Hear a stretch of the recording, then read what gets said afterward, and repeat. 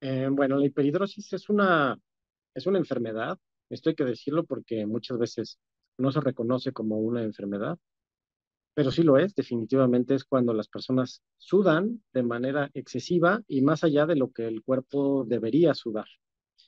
Esto no, por eso recalco esta parte de que es una enfermedad, porque muchas veces eh, hay muchos estigmas sociales alrededor de la hiperhidrosis y podemos de manera popular creer que la gente que suda mucho es porque tiene una mala higiene y esto no es así. Ahorita lo vamos a explicar un poquito más a detalle. Pero básicamente la hiperhidrosis es una sudoración excesiva. El sudor de manera general actúa es como nuestro sistema de regulación de temperatura. Cuando la temperatura en el cuerpo aumenta por alguna situación, como puede ser el ejercicio o como puede ser el clima, nuestro cuerpo, por ende, va a aumentar su temperatura, pero hasta cierto nivel. Una vez que se sobrepasa ese nivel que nuestro cuerpo tolera de temperatura, echa a andar ciertos mecanismos como la sudoración, que es el más importante. Es decir, el cuerpo se calienta, empieza a sudar, esta sudoración, el agua que uno suda a través del sudor, disipa el calor y enfría el cuerpo. Eso es lo que normalmente sucede con la sudoración. Y únicamente deberíamos sudar en los casos en los que la temperatura corporal aumenta. Hay ocasiones en las que esta regulación de las glándulas sudoríparas, que son las que producen el sudor, no está del todo adecuada y hay una estimulación excesiva de estas glándulas y las glándulas empiezan a producir y producir sudor de manera excesiva. A esto es a lo que se le llama hiperhidrosis. Existen dos tipos de glándulas sudoríparas, principalmente en todo el cuerpo. Eh, Podemos llegar a tener varios millones de de glándulas sudoríparas en el cuerpo distribuidas en todo nuestro cuerpo. Principalmente las glándulas sudoríparas se distribuyen en ciertas zonas del cuerpo dependiendo de su conformación. Como ya dije, son dos tipos diferentes de glándulas. Las glándulas écrinas, que se encuentran principalmente en las palmas, en las manos, en las axilas, en las plantas de los pies. Y existe otro tipo de glándulas que se llaman glándulas apócrinas, que se encuentran principalmente en axilas y en la zona genital. Sin embargo, existen de este mismo tipo de células, de ambos tipos de células en todo el cuerpo, pero principalmente esas son las localizaciones. La hiperhidrosis se trata de un aumento excesivo y sin una regulación en la sudoración, principalmente por el primer tipo de glándulas que comenté, que son las glándulas ecrinas. Estas glándulas ecrinas, ¿qué producen? Pues sudor. Sudor líquido, es sudor transparente, es un sudor que no tiene un olor específico y que el 99% corresponde a agua y que hay un 1% que corresponde a ciertas sales, incluso puede contener azúcares y hasta algunas proteínas. Esto es la conformación normal del sudor.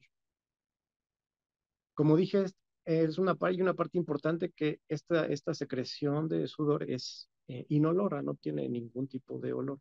Sin embargo, sabemos que el sudor que produce el otro tipo de glándulas, que son las apocrinas, si bien al salir de la glándula no tiene ningún tipo de olor, al mezclarse con ciertas bacterias que existen en la piel, puede llegar a tomar un olor característico que nosotros identificamos como el mal olor del sudor. Esa característica se le llama bromidrosis y también es una condición patológica, pero se debe a la combinación de este sudor por las glándulas apocrinas junto con ciertas bacterias que viven de manera habitual en la piel.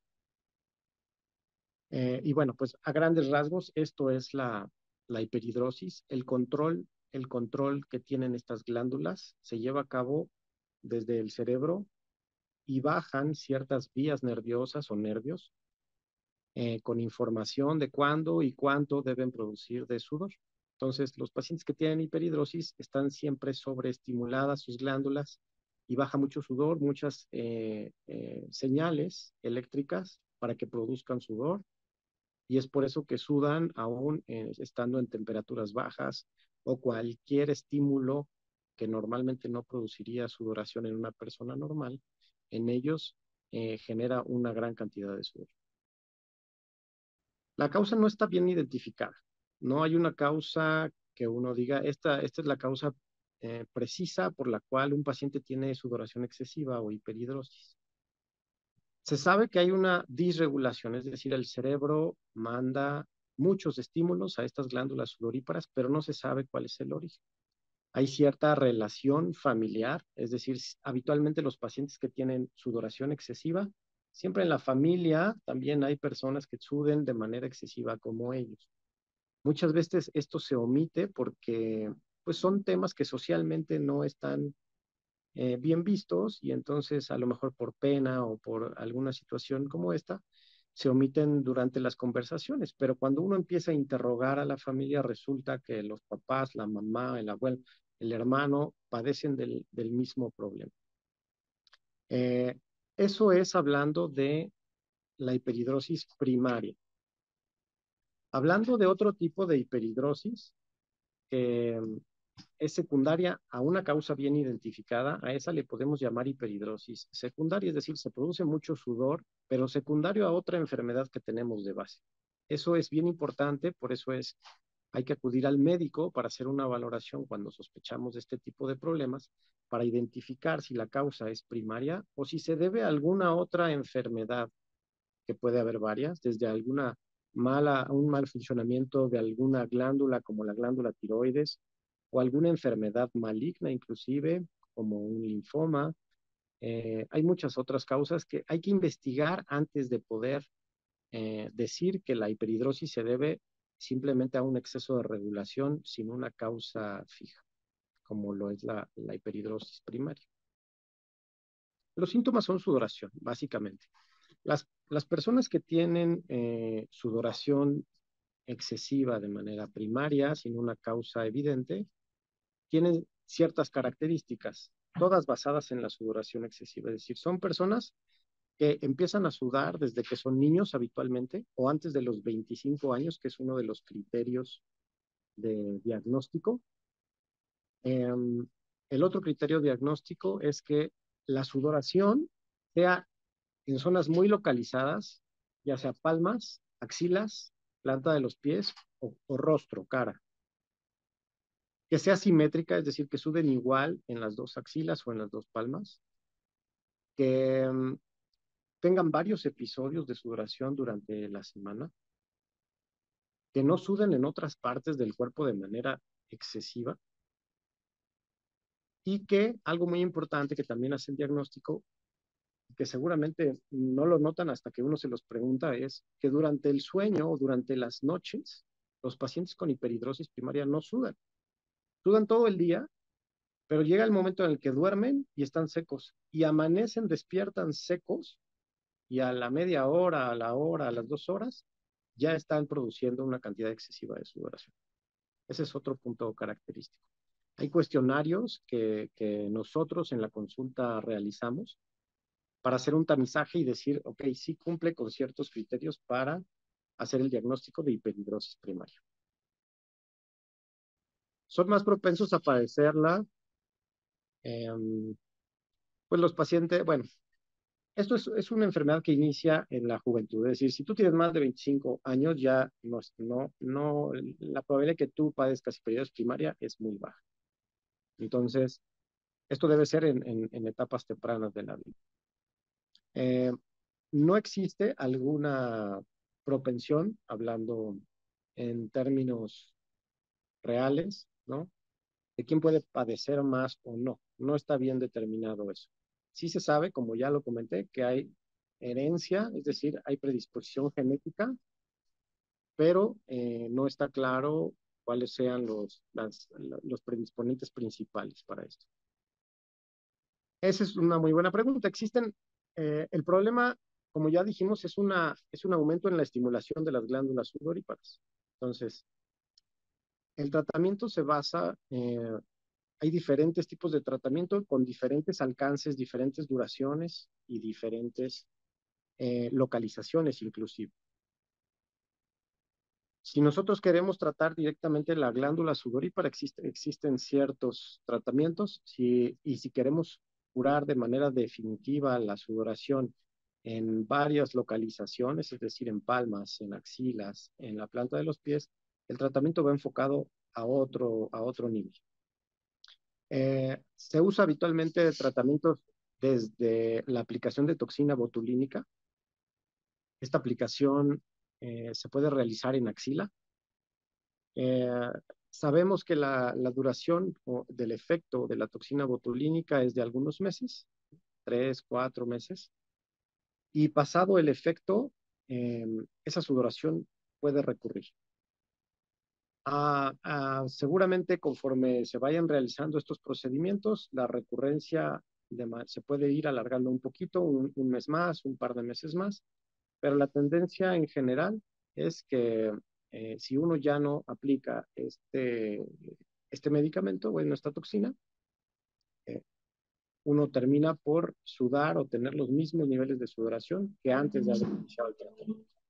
Pero es un tratamiento que es muy socorrido. ¿Por qué? Pues porque es un tratamiento sencillo, es un tratamiento rápido, es un tratamiento que se puede hacer en un consultorio, es un tratamiento pues relativamente barato por sesión, ¿no? Si lo comparamos con la cirugía. El siguiente nivel de tratamiento, que esto es exclusivamente para hiperhidrosis axilar, al igual que el Botox. Bueno, hay personas que inyectan las manos para la sudoración palmar, pero en nuestro caso nosotros no lo recomendamos porque es demasiado doloroso y trae más consecuencias que beneficios. Para la sudoración axilar existe otro tratamiento que son las microondas, el calor por microondas, por medio de ciertos aparatos, en los cuales se trata de destruir localmente las glándulas sudoríparas para eliminar de manera permanente la sudoración axilar, con buenos resultados. Y el último tratamiento, que es digamos que el gold estándar, es la toracoscopía simpática, la simpatectomía toracoscópica, perdón, que es cortar, cortar esos nervios por los cuales bajan las señales de estimulación hacia las glándulas sudoríparas. Esta es una cirugía muy segura, en la cual se hace un pequeño corte en uno de los nervios que baja, por los cuales bajan estas señales nerviosas hacia las glándulas sudoríparas, y esto elimina de manera inmediata y permanente la sudoración tanto palmar como axilar como plantar. Sí, que es muy importante que sepan que esto es un problema de salud, ¿no?